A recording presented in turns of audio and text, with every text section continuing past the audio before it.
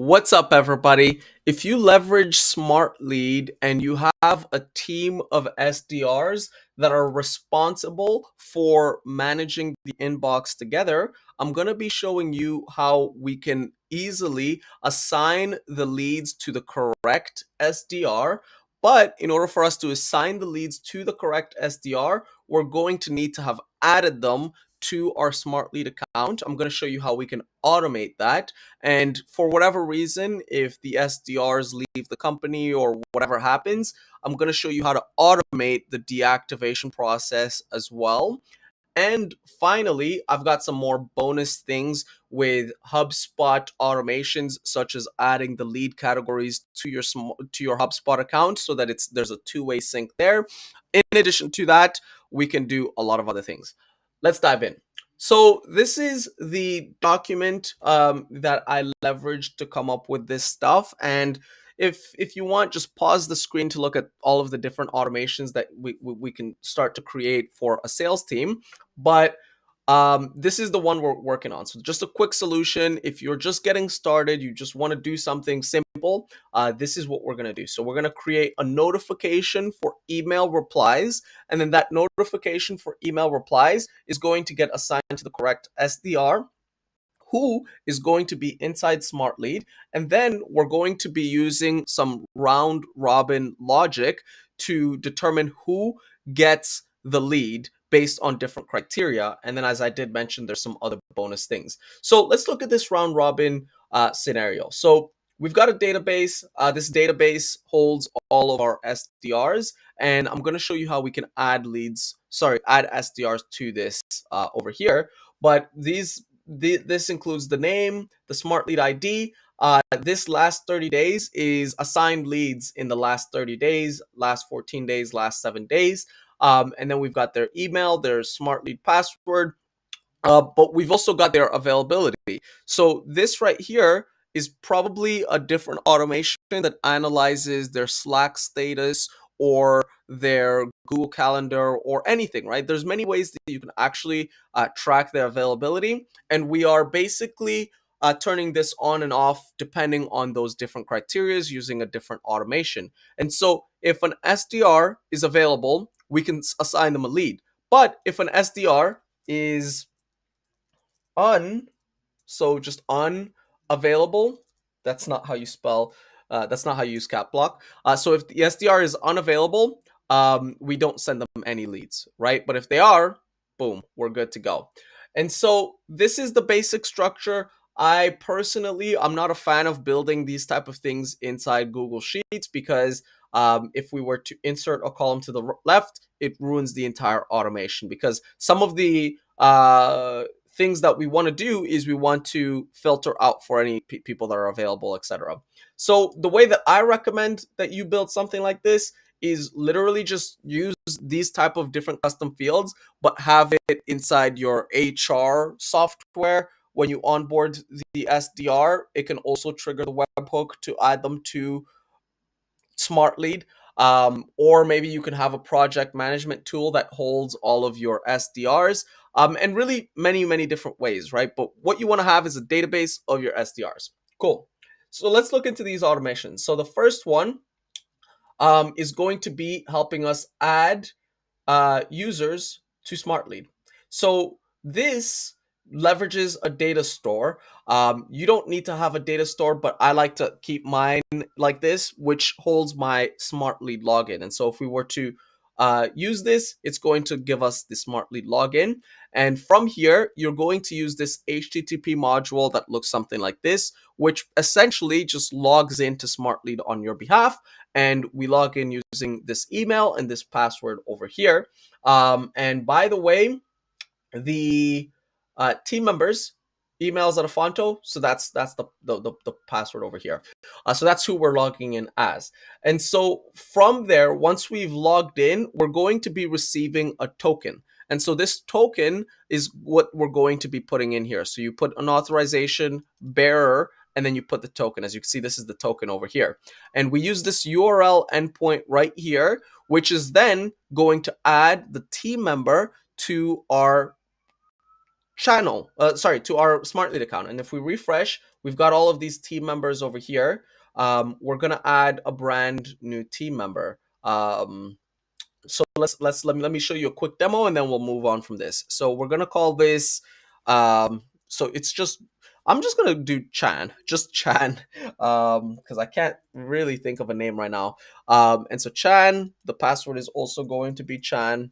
Um, and then boom, this is good. And then from here, I'm going to refresh the page again.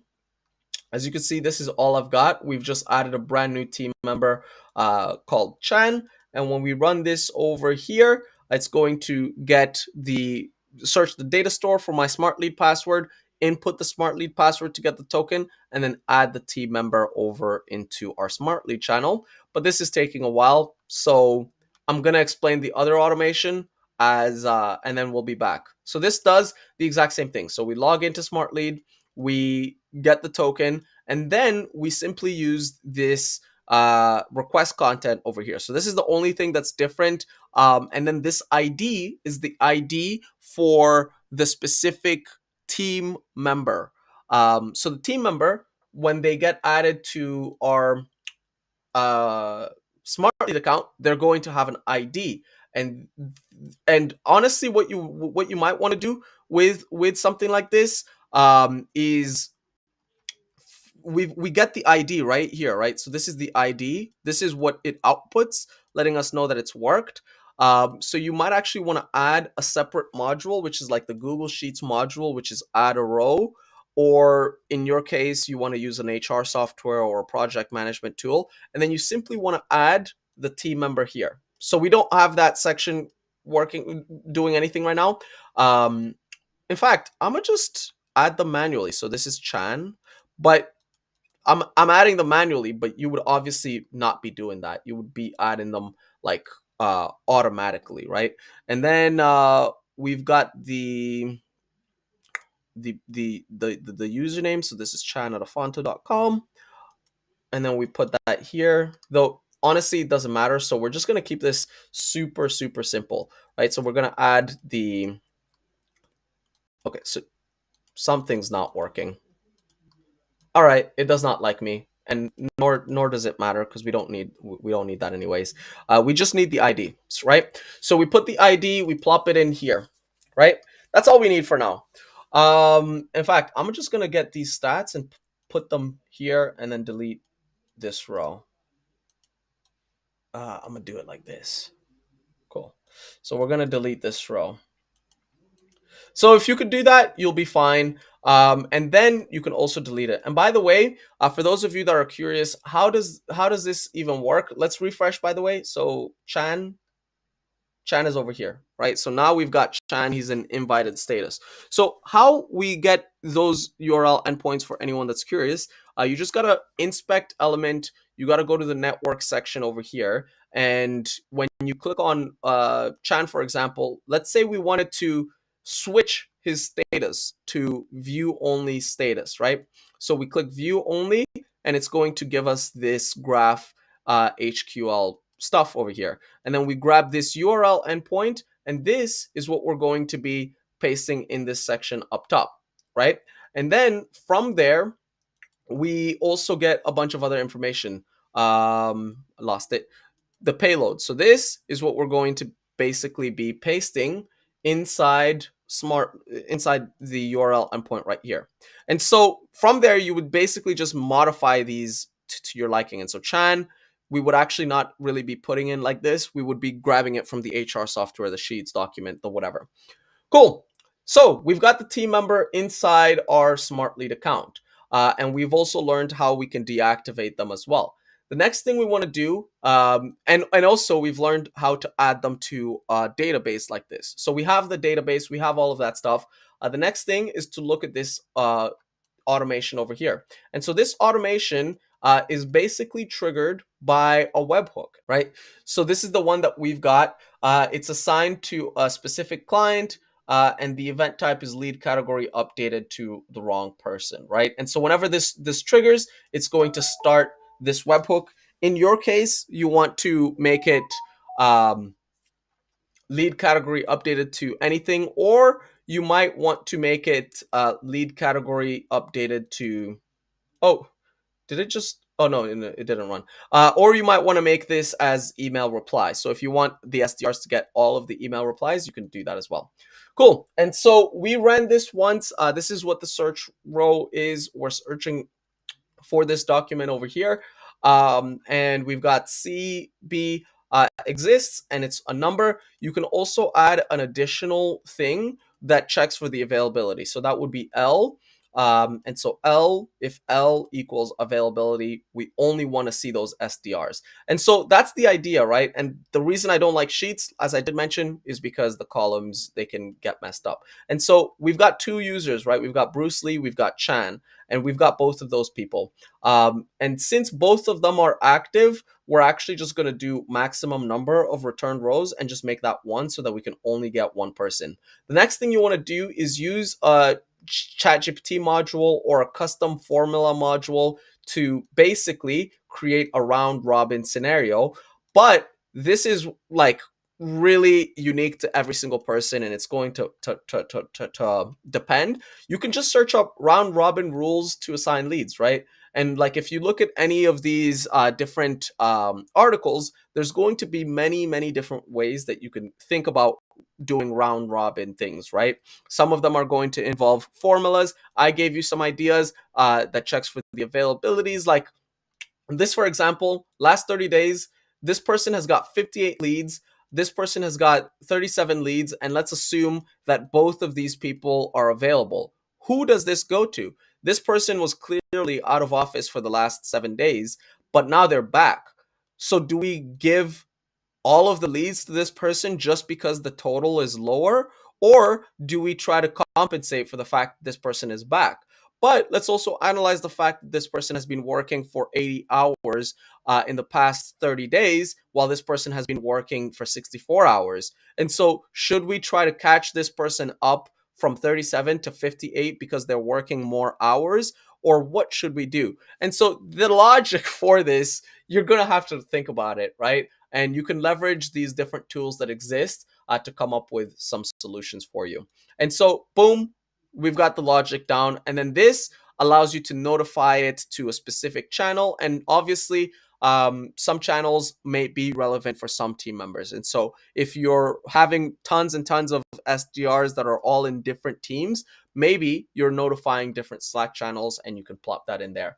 And so we grab that, we leverage that. But for now, we're going to skip the notification section. We just want to focus on the updating lead categories. We do the same thing, log in, get the tokens, and then this is going to assign the lead to the specific person, right? And so we've got all of that similar to how I showed it to you. You basically want to do something in real time, assign it to a specific person, and then see what happens, right? And so master inbox, refresh. Now we just want to assign it to a specific person. And so let's actually run this from scratch to show you a demo of what this looks like. Wait for new data. This person is assigned to as a wrong person. And then when we go over here, it's going to search for the Sheets document. It's going to get all of this information on Bruce. And then we're going to assign it. And it works. And when we come over here, it says assigned to nobody. And then when we refresh the page, now it's assigned to Bruce Lee. And now you can actually start to do more filters. And so some of the filters are going to be assigning to Bruce, right? You can't see that. you really can't. Just imagine that I'm assigning it to somebody over here. And so I've just assigned it to yeah, I assigned it to, I did the wrong filter. Anyways, that's besides the point.